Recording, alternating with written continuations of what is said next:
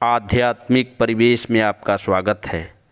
आज मैं पुनः आपके बीच में श्रीमद् भागवत गीता की कुछ महत्वपूर्ण पंक्तियों के साथ उपस्थित हूँ।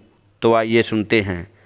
भगवान श्री कृष्ण ने कहा, हे अर्जुन, यह गोपनीय वचन न तो अतपस्वी को न अभक्त को ही कहना, जो सुनना नहीं चाहता उसको भी मत कहना, और न ही जो मनुष्य मेरे में दोष दृष्टि रखता है उससे कहना।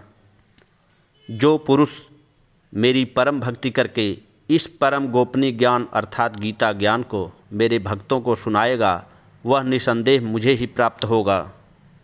मनुष्यों में उससे बढ़कर न तो कोई मेरा अत्यंत प्रिय कार्य करने वाला है और न ही उससे बढ़कर इस पृथ्वी पर दूसरा कोई मेरा प्रिय होगा। जो मनुष्य हम दोनों के इस धर्ममय संवाद का अध्ययन करेगा, उसके द्वारा मैं ज्ञान यज्ञ से पूजा जाऊंगा, ऐसा मेरा मत है।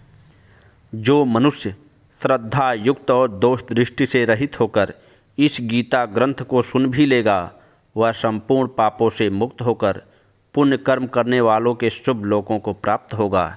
हे पार्थ, क्या तूने एकाग्रचित्त होकर मेरे इस उपदेश को सुना? हे धनंजय, क्या तेरा ज्ञान से उत्पन्न मोह नष्ट हो गया?